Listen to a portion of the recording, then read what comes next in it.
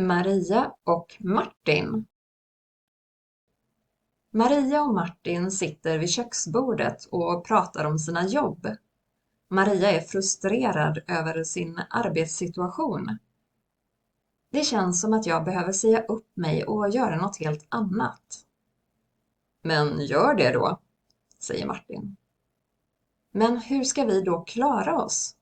Frågar Maria. Ska du ta hela ansvaret för alla kostnader? Det känns inte så rättvist. Vad vill du göra då? Frågar Martin. Jag funderar på att börja plugga igen. Jag fick ju jobb direkt efter att jag tog studenten, så jag känner att jag skulle vilja skaffa mig en bra utbildning. Det är väl en jättebra idé. Och då kan du ju få studiemedel, så då behöver du inte oroa dig för ekonomin. Det finns ju alltid möjlighet att jobba lite extra då och då, om du skulle känna för det, så att du känner att du har råd med allt du vill ha. Det finns ju stipendier att söka också. Ja, just det. Det behöver kanske inte vara så svårt som jag tror, säger Maria.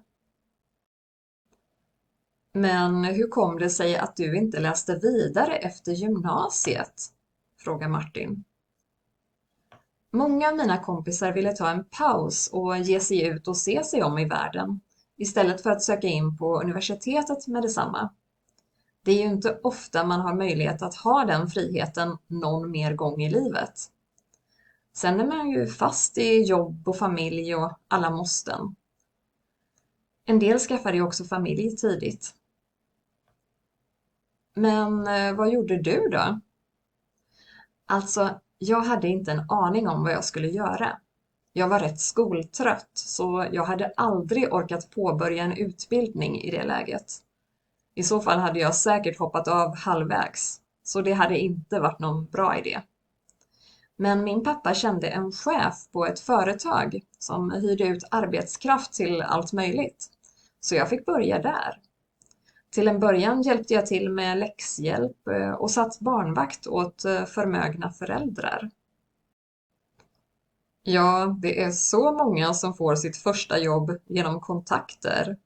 Vilken tur att din pappa kände den chefen, säger Martin. Ja, jag hade verkligen tur. Trots att jag bara hade gått gymnasiet så fick jag jobb och tjänade dessutom en helt okej lön, säger Maria. Men nu har du alltså tröttnat. Vad är det som lockar?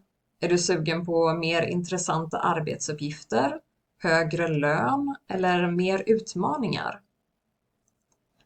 Jag tycker egentligen att jobbet är jättekul, men jag vill ha något nytt i mitt liv helt enkelt. Jag kan inte se mig själv jobba med samma sak år ut och år in. Det funkar inte för mig. Samtidigt tänker jag att det kanske är för sent att byta bana. Jag är ju ändå 37 år. Det är aldrig för sent, tycker jag, påpekar Martin. Du ska göra det som känns rätt. Följ din intuition.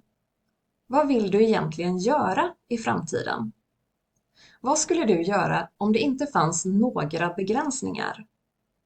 Du har väl ganska många saker som du brinner för? Ja, jag skulle kunna tänka mig att jobba som ridlärare, så jag kunde kombinera mitt hästintresse med jobbet. Men samtidigt behöver jag tänka lite på mina ryggproblem som jag inte vill ska förvärras. Så ridlärare är nog uteslutet. Tänk förresten vad kul det hade varit att jobba som läkare och fixa allas smärtor. Nej, jag skojar bara. Jag har ju nästan fobi för att gå till sjukhuset. Nej, drömmen vore att starta ett eget konditori. Jag är ju så förtjust i att tillverka bakelser och maffiga tårtor. Visste du att min morfar hade ett bageri när han var ung? Nej, det hade jag inte en aning om. Så det kanske är det du ska satsa på? Ja, när jag känner efter så är det nog det. Det känns helt fantastiskt att jag har kommit fram till någonting. Nu känns det helt rätt. Det är så bra att få bolla idéer med någon som bryr sig om en. Du vet att jag finns här för dig vad det än gäller, ler Martin. Ja, jag vet ju det. Men du, undrar om det finns några kurser jag kan gå för att få koll på allt jag behöver lära mig om företagande. Och jag måste förmodligen anställa folk för jag kan ju inte ordna allt själv. En sak i taget nu, gumman, skrattar Martin. Jag kan hjälpa dig att googla, men du kanske ska börja med en konditorutbildning. Jag ser att sista ansökningsdagen till höstens kurser är imorgon.